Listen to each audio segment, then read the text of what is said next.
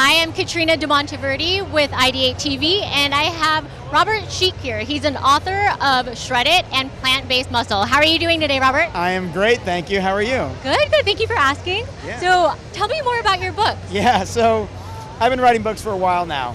So Shred It is a book I wrote about 4 years ago.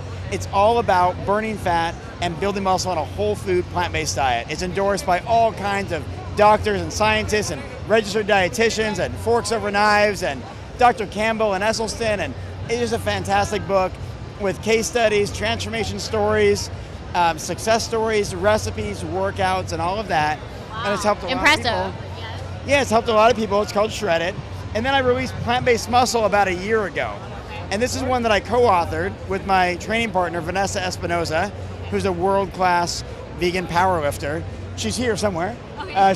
She just won a competition a little bit ago. Perfect. And this one is more about our particular approach, the way that our mindset is, the way that we train, the way that we eat, the recipes that we like, and like this, the approaches that have made us successful in the vegan fitness world.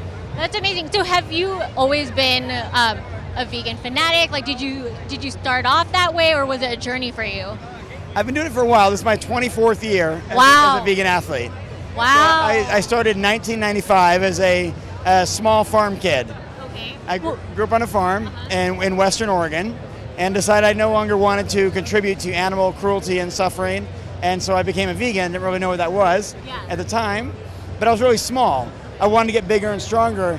Wasn't sure that I could, but I worked at it, worked hard, and learned more about plant-based nutrition, eating, diet, and exercise, and I applied it and went on to be a champion bodybuilder and best-selling author in the area of vegan health. Wow, that's really impressive. Was the transition hard for you to go from, like eating meat and then to vegan?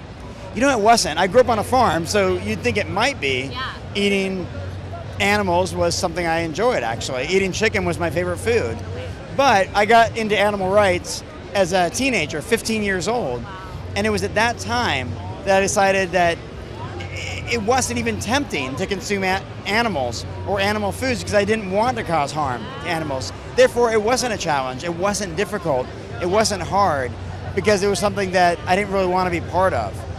That makes perfect sense. So what is your favorite vegan food that you like to make? I like a burrito bowl. I like What's in it?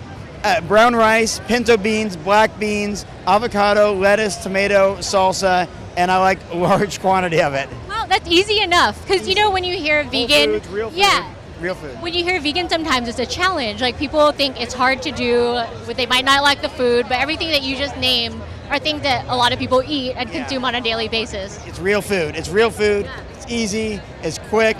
It's nutrient dense. It's satiating. It's filling. It's heavy by volume. That's my favorite thing. And I like international cuisine in general. I like Mexican food, Thai food, Indian food, Ethiopian food, Chinese food, rice and vegetable dishes that are universal around the world. Okay, so what advice would you give somebody who wants to follow in your footsteps as a vegan?